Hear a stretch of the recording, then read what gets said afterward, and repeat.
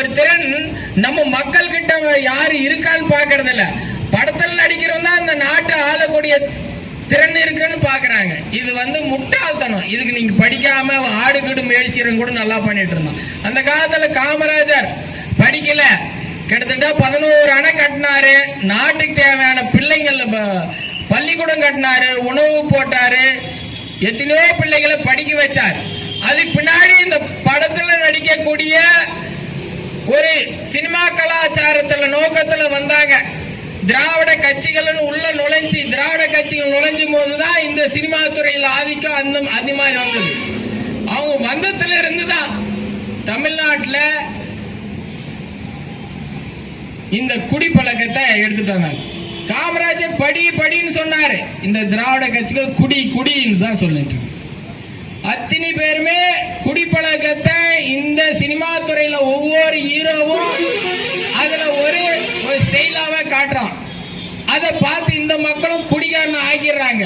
குடிகாரன் ஆயிட்டு அவனவே ஆட்சியில தேர்ந்தெடுக்கிறாங்க. இந்த நாட்டு மக்கள் படிக்கிறாங்களா இல்ல இவங்களுக்கு மண்டையில மசாலா இருக்கானே தெரியல. எதுக்கு படிக்கணும்?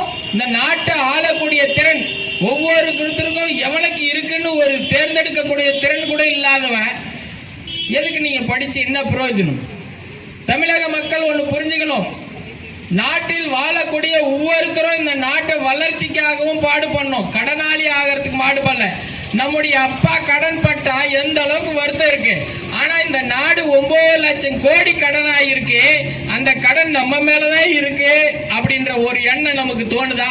அப்பா கடன் பட்டா மட்டும் அப்பாவை சட்டை பிடிச்சு கேட்கிறோம்ல. ஆனா ஒவ்வொரு எம்எல்ஏ எம்பியும் உங்ககிட்ட வரல.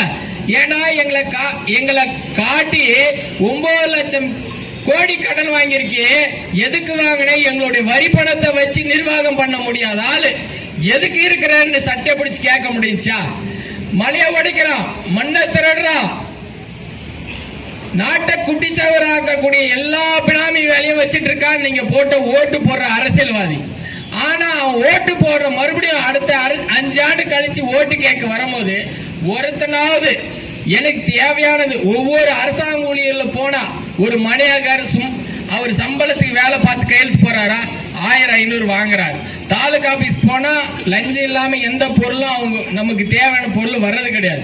நம்ம மலையை உடைக்கிறான், கல்லு திருடுறான், மணலை திருடுறான், இது எல்லாமே நமக்கு எதிராக வேலை செய்யறான். இந்த அனைத்து நடவடிக்கைகள் யார் மூலமா? புரோக்கர் மூலமா நடைபெறுதுன்னா நீங்க ஓட்டு போட்டு தேர்ந்தெடுத்து பாத்தீங்களா அரசியல்வாதிகள், அவன் மூலமா தான் நடக்குது. ஆனா காரணம் நீங்க தான்.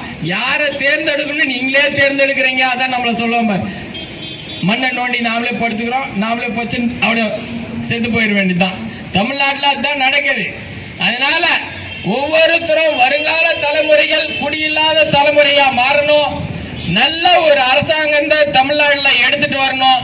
குடியில்லாத மக்களை உருவாக்கினால் மட்டும்தான் அடுத்த தலைமுறை நல்லா இருக்கும்.